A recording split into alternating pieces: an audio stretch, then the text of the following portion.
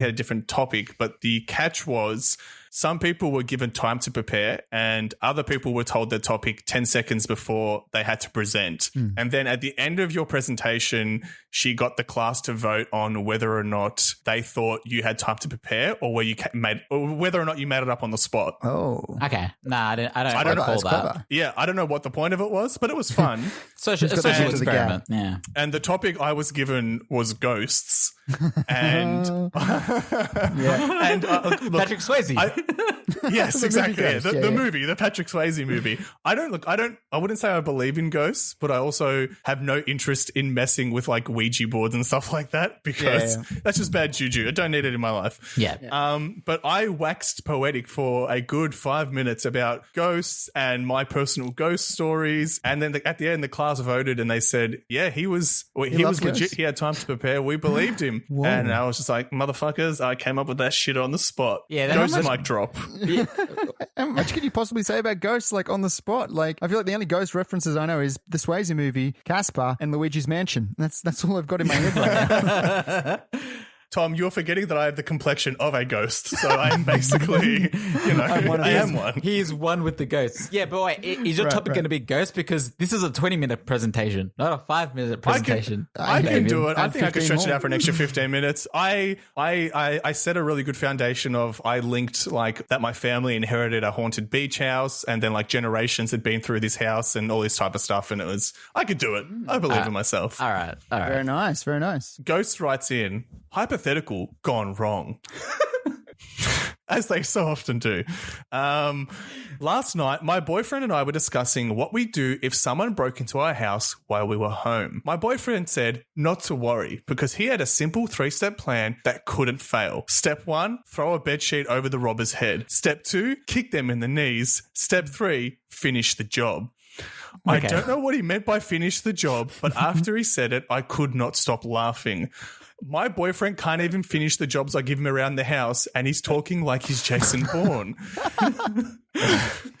Once I recovered from my laughing fit, I noticed he was not only dead serious, but that he looked hurt. He then stood up without saying a word and went straight to bed. Was I out of line, or did my boyfriend need this hard dose of reality? Ghosts. I love this question. I don't necessarily like hypotheticals. Now, Damien, you can definitely be one for this. In our high school days, you and one of our other friends always used to throw hypotheticals out, and they were bad hypotheticals. It was like, How dare you? No, Michael, how dare you? Not bad in the sense of what you get. It was more of a case of either you get fucked in, like you get fucked over one way or you get fucked over another way. There was no in between. And I said, I don't want to play this game because no matter what I pick, you guys are going to make fun of me. And you guys are like, no, you have to pick. It's a hypothetical. You have to do it. And I hated playing those hypotheticals. That's what makes a good hypothetical, though. Like if it's an easy option or a horrible option, well, then you're always going to get the same answer. 100%. Whereas if you give somebody two horrible options, then that's what makes it fun. I can understand that. Now, in that being said, I like this sort of hypothetical. What would you do? Because it's something you got to think about. Now, you could go two ways about it, and he thought he was going down the serious route. I'm going to throw a sheet over their head, make him look like a ghost, then beat his ass down, all right, and then finish the job, all right? Problem is, she saw the hypothetical as a joke. Like, he's saying... I also think his, like, fail-proof plan has an element of, like, step 1, acquire the underwear, step 2, question mark, step 3, profit. Like, what does finish the job mean? It is so ambiguous.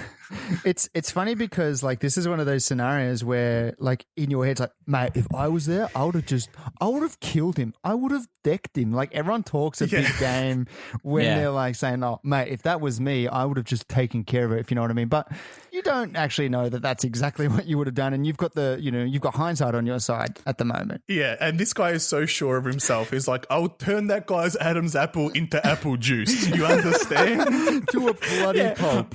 Into a pulp. hold on, guys. Hold on. Now, in a hypothetical, though, you never want to. You always want to be overconfident because it's a hypothetical. Yeah, it's not a case of like, in a hypothetical. Yeah, look, if we got broken into, we're probably gonna die. They're gonna probably beat the shit out of it. Like, you don't want to be too realistic. I'd be begging for my life. I'd be I crying. piss myself. Yeah, I piss myself a little bit. Well, you wanted an honest answer. I'm not a big strong man. Yeah. Do you guys play these situations through your head? Does it ever happen to you, whether you're like standing in line at a grocery store or you're just like, in bed? Do you ever have these situations where you think about them? Yes. I feel like I thought about this the other night. Like, if you hear noises and stuff like that, you think, if someone's coming in, what would I do right now? Like if someone was going to, you think if they're coming in through this window on the west side of the house, if I was to get up right now between here and there, what do I have at my disposal to get up and do a protection thing? I'm like, I could walk past the knives and grab a knife, but do I want to be stabbing someone that's breaking into my house? No, I probably want to be using a blunt object that can sort of not necessarily kill the person. I don't want to kill someone. I just want to be incapacitate. Yeah, I want to be threatening enough. Maybe Tom, I would say you should grab one of your baby teething sticks because you could knock somebody out with one of those. They're real tough. That's a very good point. I feel like as men of the house, so to speak, like we've got partners. So to speak. I laugh, but you're right. You are right. Man was in quotations. Quotation marks. We have to think about these things. Like Tom's got a family. We've got partners as well. We don't want like a break-in to happen and us go, we haven't thought about shit. We're all fucked here. Yeah. We would at least be able to say we're going to defend our family. So I feel like it's more of a guy thing to actually naturally be thinking, what can I grab if in case of emergency? You have to. Totally. And I had a situation like this last year when I was living in my house currently. And me and my girlfriend got home after a night out and the back door was left ajar and we couldn't remember if did we do that or is somebody in our house? So I sucked it up. I grabbed a wrench that I had downstairs and I'm like, all right, I'm heading upstairs. If you hear anything, you know what to do. Call the police, that type of thing, right? And I have to mention, we'd been drinking as well, right? So right. I grabbed the wrench, went upstairs. What would you want to say, Marcus? I was going to say, was the secret call that you, like the Xena warrior call, like you were doing, like you guys were doing? If I do a battle cry, you stop. Yes. I said, if you hear the call of our people, then you know to call the police who protect the people. Yeah. So I went upstairs, checked all the rooms, was absolutely like petrified because I'm like, I've got this wrench, but also I don't know how to use it. Checked everything. It was fine. And the worst part was my girlfriend was like in the kitchen waiting for me. And as I was walking down the stairs, I happened to, like I said, I've been drinking. I fell down the stairs.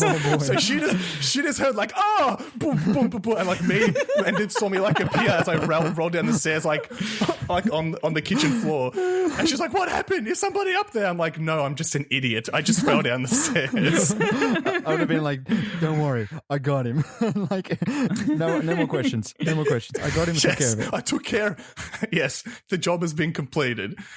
But it was funny because prior to that situation, I had always ran those scenarios in my head. But for some reason, the one that always comes to mind for me is what would I do if somebody broke into my house while I was in the shower? Like if they just kicked the door open, because in my head, I'm thinking like me in my most vulnerable state. And what's more vulnerable than being butt naked and not expecting it? You know what I mean? Like that's my fear. And for some reason, whenever I think about it, I think my first reaction would be to cover my sausage. Be like, no, get out! What are you doing? Occupy. That's your weapon, Dan. You should be using that to your advantage. And then like proceed to pass out like one of those fainting goats, just like seize up and fall to my sides.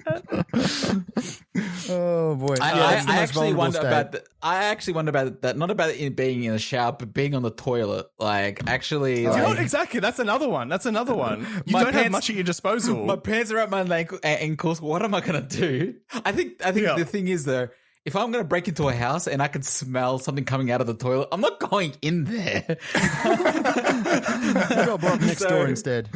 So maybe that's my defense mechanism, the bad smell. Yeah, true. Yeah.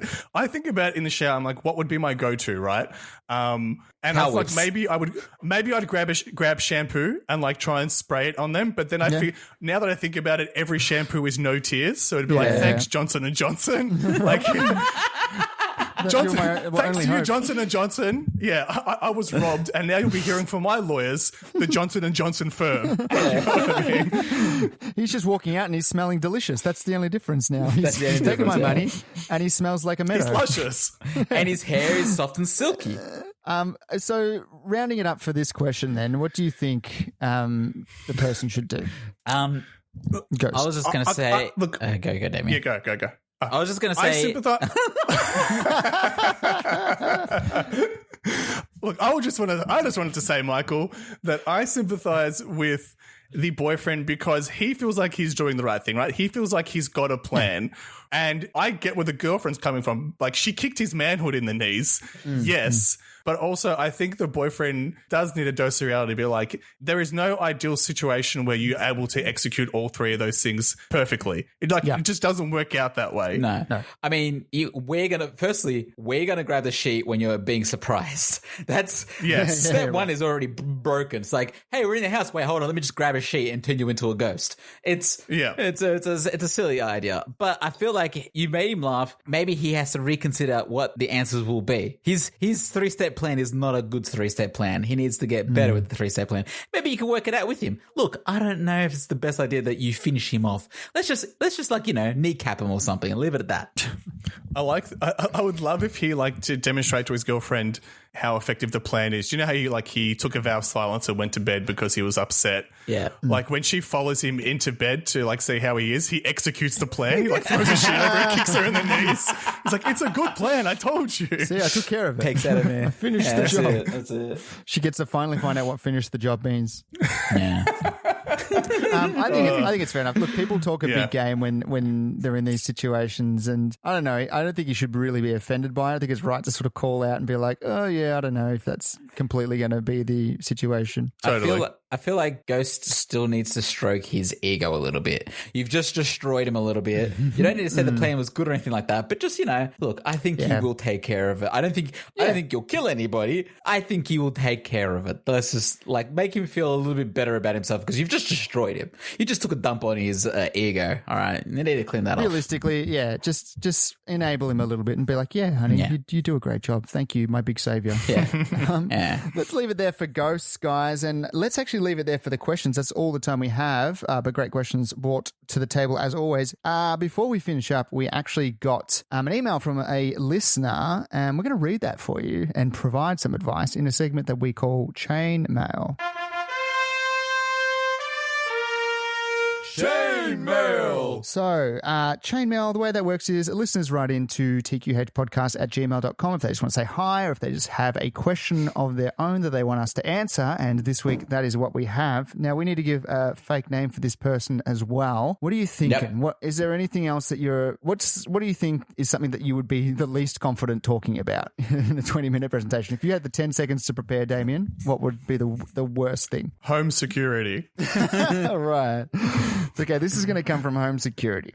Okay, Home Security writes in, hi guys, hope you're doing well. Recently been listening to the podcast and really been enjoying it during ISO. I've got a question for Damien. Thank you. I've heard in one episode that Damien worked in something to do with media. I'm studying journalism and I'm keen on working in the industry. I was wondering what motivated you to get into media work and if you've got any tips. Thanks and stay safe. Home Security. We will stay safe. Home Security. Yes. Thanks to you, Home Security. Yes, of course. Okay, good question. Difficult question. Before we get into it, I just want to say to the listener who sent in an email with their tax return and said they wanted Marcus's advice on it. Nice try. Nice try. But Marcus will be sending in his invoice. He will be billed for that, okay? I'll send it back, but there'll be a few parts missing and you have to send me money first. It's funny, like a guys, ransom. You say that, but I've got the account right here, the email account, and there's a glaring absence of emails directed towards Marcus being an accountant. So I don't know why people just don't want to know or don't care. But either way, nobody cares. It's okay. Nobody cares about tax or their accountant. Yeah. All right. But I will address Home Security's question. But I will say this is my personal experience, and what worked for me won't necessarily work for you or work for others. The media industry is kind of crazy, and I kind of realized how lucky I was and how fortunate I was when my careers teacher from high school got in touch with me and said, "Hey, I see that you work in the media industry. Do you reckon you could get my son a job?" And I'm like, that's the careers teacher asking for me for career help. You know what I mean? Yeah. So I was like, okay, that's tough. And the reality is, I think every person I've worked with in the media industry has never had the same job as to how we got to the same place. Like when I briefly worked at the AFL, one of the guys I worked with before he edited for the AFL, he was editing porn. So like, no way. I swear, Really? right? So he said, like, what a career trajectory. He went from